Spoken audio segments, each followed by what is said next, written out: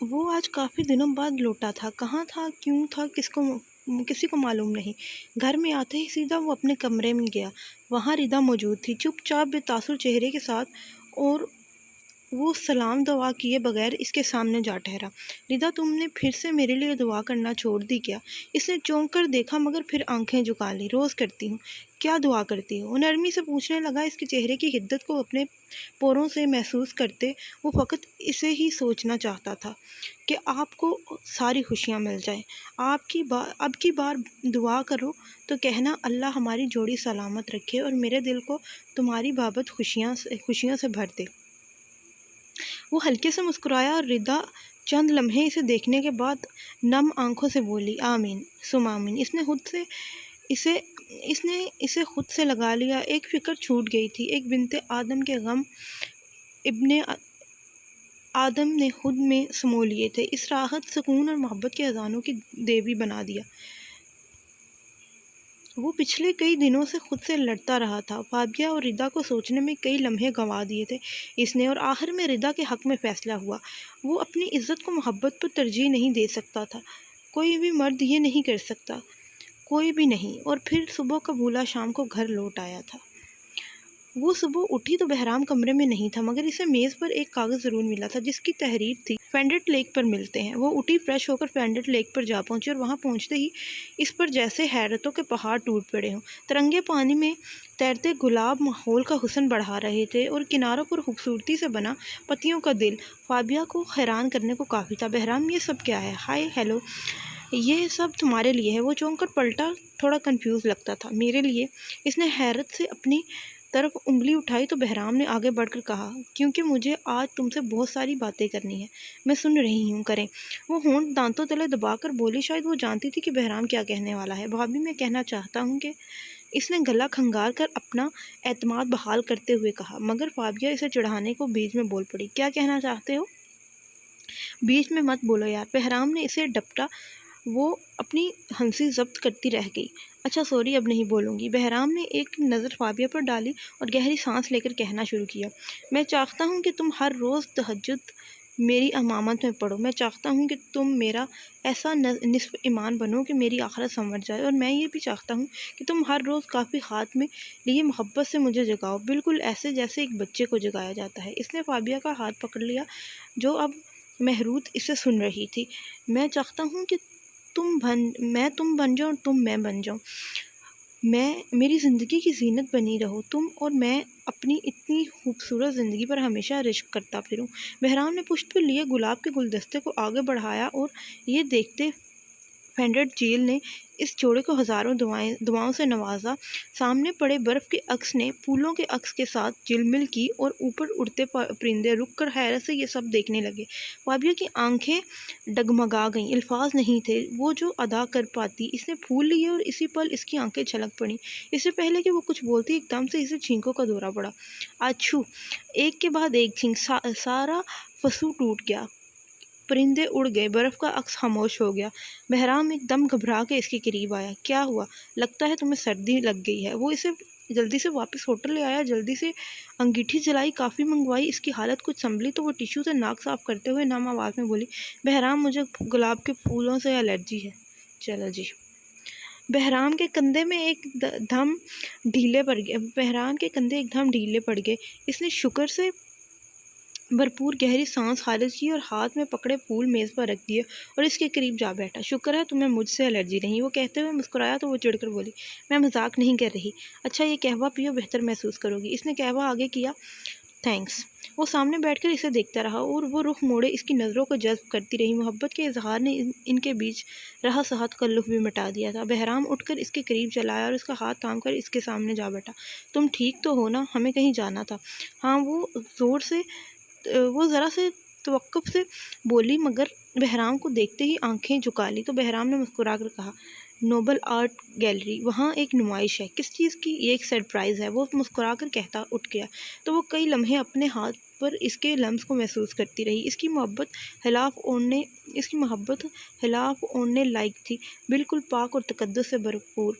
और इस मोहब्बत का हक़ था कि इसके लिए सजदा रेज़ हुआ जाए। इसलिए भाभी दुपट्टा सेट करते नवाफिल अदा करने को उठ खड़ी हुई। वो नौफल पहुंची तो वहाँ हर तरफ लटके वायलन देखकर इसकी आंखें खुशी से फैल गईं। वायलन, वाह बहराम, यहाँ वायलेंस की नुमाइश हो रही है। वो बहराम का बाजू पकड़कर इसके सामने चहकी तो बहराम ने मुस्कुराकर कहा, हमारे वर्कर्स के हाथ से बने हुए वायलेंस हैं। इसने तस्सी की, ये बहुत खूबसूरत हैं बहराम, जो पसंद है वो ले लो, बहराम ने कहा और वो हैरत से इसकी तरफ घूम गई और आंखें सुकेट कर पूछा, मगर आपको तो वायलिन नहीं पसंद, कभी तुम भी मुझे पसंद नहीं थी। इसने कहते ही इसे आंख मारी तो इसने मुंह बनाकर कहा, मुझे वायलिन से मत मिलाइए आप। क्यों ना मिलाऊं? क्योंकि मैं आपकी बीवी हूँ, वायलिन नहीं। चलो नहीं मिलाता तुम्हें वायलिन से, मगर मुझे तुमसे ज़्यादा अब वायलिन पसंद है। वो ज़ुबान दांतों तले दबाकर हंसा और वो रोहानसी हो गई। बहराम तभी वहाँ तहमीना चली आई, जिसने फाबिया को देखकर गुस्से और हैरत से कहा, सर ये तो वही हैं जिन्होंने हमारा आर्ट ख़राब किया था, ये यहाँ क्या कर रही हैं? बहराम सुनकर हंसा और फाबिया ने इसके बाएं बाजू में अपना दाहिना बाजू डालकर शरारत से कहा, मैं अब इनकी ज़िंदगी ख़राब करने आई हूँ।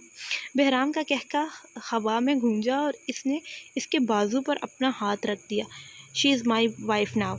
ओ सर, शादी की बहुत बहुत मुबारक हो आपको। तहमीना एकदम सटपटा कर बोली और फिर मंदिर से गायब हो गई। वो वायलन लेकर नौफल से रवाना हुए थे तो इनका रुख रत्ती गली लेक की तरफ था और वो अब दोनों गुलाबी फूलों के झुरमुट में बैठे मुस्कुराकर बातें कर रहे थे और गुलाबी पानी खामोशी से इन्हें सुन रहा था। पता है, पहले मुझे लगा था कि आप तमीना में इंटरेस्टेड हैं। रेली? बहराम ने हैरत से कहा और साथ हंसा भी। तो फाबिया आहिस्तगी से बोली, हाँ जी, मगर अब नहीं लगता। और अब क्या लगता है? वो जो जवाब जानते हुए भी पूछ रहा था। अब तो आप सिर्फ मुझ में ही इंटरेस्टेड हैं, है ना? क्या मेरे पास इसके अलावा कोई चांस है? बहराम हंसा तो वो भी इसकी बात का मतलब समझते हुए खिलखिलाई। वो ग्लास विंड से सामने मौजूद पहाड़ों को देख रही थी। गाहे बगाहे हाथ में पकड़ी चाय की घूंट भी भर लेती और बेड पर लेटे बहराम पर उचकती नज़र भी डाल लेती और इससे इन पहाड़ों की सरगोशियों भी सुनाई देती रही, जो एक दूसरे को कह रहे थे कि देखो हमारा वादा पूरा हुआ, हमने मोहब्बत अता कर दी, इसने मोहब्बत वसूल कर ली। और इनके ऊपर अटकेलियाँ खेलते बादल इनको दाद देते गुजरते जा रहे थे और वो फिर से महवर गुफ्तगू हो जाते, फिर वही मोहब्बत के किस्से सुनाते, फिर वही दाद वसूल करते।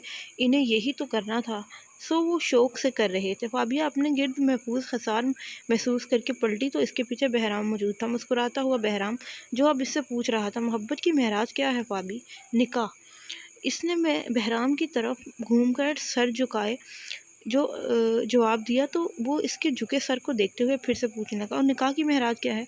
शोहर और बीवी का एक दूसरे का लिबास बन जाना। वो हल्के से मुस्कुराई तो बहराम ने ताज्जुब से पूछा, कैसा लिबास? जैसे लिबास हमें ढांप लेता है, बिल्कुल ऐसे अपने ताल्लुक़ को वफा और एक दूसरे के साथ से ढांप लेना, ज़माने की बलाओं से ढांप लेना, एक होकर राज खुशियाँ नेक सादतों से ढांप लेना, बिल्कुल ऐसे जैसे सीप में मोती महफूज रहे हों, वैसे एक दूसरे की हिफाजत करना और एतमाद और वफा के तराजू पर खरा उतरना ही तो किसी जोड़े का लिबास होता है। वो बात करते हुए इसकी शर्ट का बटन नाखून से खुरचती रही और वो मुस्कुराकर सब सुनता रहा। मैं तुमसे वादा करता हूँ कि मैं तुम्हारे लिए एक बेहतरीन लिबास साबित होऊंगा। इसने कहते ही इसके माथे पर मोहर जब्त की और इत्मीनान से मुस्कुराई। मैं भी 6 साल बाद। बाबा ताचू मारते हैं। अच्छा, चाचू मारते हैं। 4 साला अतर बहराम की तरफ दौड़ता हुआ आया और बहराम ने इसे अपनी गोद में उठा लिया। चाचू को क्या कह दिया जो वो अतर को मारते हैं? सच्ची अतर ने कुछ भी नहीं कहा। इसने जल्दी से नफ़ी में गर्दन हिलाई। तभी ज़हान ने कमरे में झांका। भैया देखें ना अतर, इसने जानबूझकर मेरे नोट्स पर दूध गिरा दिया है। वो रोहानसा हो रहा था। बहराम ने अतर के हाथ में बिना ढक्कन के फीडर पर निगाह डाली जिसमें अभी भी दूध बाकी था। सॉरी बोलो अतर। सॉरी ताचू। वो शरारत से मुस्कुराया और ज़यान ने इसे आंखें दिखाईं। चाचू की जान, तो एक दफ़ा मेरे पास आ, फिर बताता हूँ तुझे। वो चला गया तो बहराम ने इसकी गाल पर प्यार करते हुए इसे दोनों हाथों में लेकर अपने कद से ऊपर उठाया। अतर बहुत अच्छा बच्चा है, बाबा की सारी बातें मानता है। और यही कहने की दे रही थी अतर ने बाकी दूध बहराम के सर पर उंडेल दिया। ओह अतर, ये क्या किया? तुम बिल्कुल अपनी माँ पर गए हो। वो लब भींचकर बालों से टपकते दूध को देखकर कह रहा था। अतर बहुत अच्छा बच्चा है ना? बाबा की सारी सब बातें मानता है। वो हंसकर कहते हुए बहराम को बिल्कुल अपना अक्स लगा। वो भी बचपन में ऐसे ही था, मगर इतना शरारती तो नहीं था। फाबी फाबी यार कहाँ हो, वो चिल्लाया और किचन में काम करती फाबिया ने उकताकर रुकैया से कहा, अम्मी ये आपका मुन्ना मेरे मुन्ने से भी मुन्ना है। इनके जितने काम होते हैं ना, मुझे लगता है ये 10 शादियां भी कर लें तो भी सब मिलकर इनका काम मुकम्मल नहीं कर सकती। अच्छा जाओ, शायद कोई काम होगा। इसे रुकैया ने इसे भेज दिया और जैसे ही वो कमरे में आई सख्ती से बोली, क्या हुआ है? मगर बहराम के सर की हालत देखकर हैरत से कहा, ये क्या हुआ, कैसे हुआ? ये तुम्हारे सपूत की कारस्तानी है। फाबिया ने एक नज़र खेलते हुए अतहर पर डाली और फिर अपने पल्लू से बहराम का सर खुश करते हुए बोली, अच्छा बच्चा है, अभी तंग नहीं करेगा तो कब करेगा? ये बच्चा है, अभी हरकतें देखी हैं इसकी। अदर इधर आओ, बहराम ने इसे बुलाया और वो दौड़ा दौड़ा चला आया। जी बाबा, मैं कौन हूँ? बहराम। अतर ने नाम लिया तो बहराम ने एक जताती नज़र फाबिया पर डाली और वो सिर्फ मुस्कुरा कर रह गई, जैसे कह रही हो कि आपकी औलाद है। ये कौन है? फाबी। और तुम कौन हो? दादी की जान। अतर। वो बच्चा बुला का हाजिर जवाब था। अच्छा फाबी, और मुझ में सबसे ज़्यादा अच्छा कौन है? और जवाब सुनकर दोनों को हंसी के फव्वारे छूट गए। कोई नहीं, अच्छा बस अतर है। और अतर एक नंबर का ड्रामेबाज और बदतमीज़ भी है। बहराम ने इसे एक हल्की सी धपक लगाई तो वो जल्दी से इसकी गोद में आ बैठा, जैसे कुछ याद आया हो। बाबा की जान को ना जान के पास जाना है। वो आबिद मलिक की बात कर रहा था। मॉडर्न बच्चा था, भला नाना कैसे कह सकता था? कल तो होके आए हो, फिर क्यों जाना है? बहराम ने इसके गाल खींचते हुए कहा तो वो सोच में पड़ गया। अच्छा फिर खिलौने लेने जाना है। अतर को तो बाबा अच्छे नहीं लगते, तो बाबा अतर की बात क्यों माने? बहराम के कहने की देर थी कि अतर इसके गले में झूल गया। बाबा तो अतर की जान है, बाबा अतर को मम्मा से भी ज़्यादा पसंद है। बस अब चलो चलते हैं ड्रामा किंग। बहराम जाने लगा तो फाबिया ने कहा, मैं इसे बाहर लेकर जा रहा हूँ, कोई ज़रूरत नहीं, ये आपको तंग करेगा। इसने साफ मना कर दिया और बहराम ने अतर से कहा, चलो फिर कल चलेंगे अतर। बहराम ने अतर के गाल चूमे और इसका तो पहले ही मुंह बना हुआ था मगर मज़ीद बन गया। और फिर बहराम ने आगे बढ़कर फाबिया के सर पर बोसा दिया।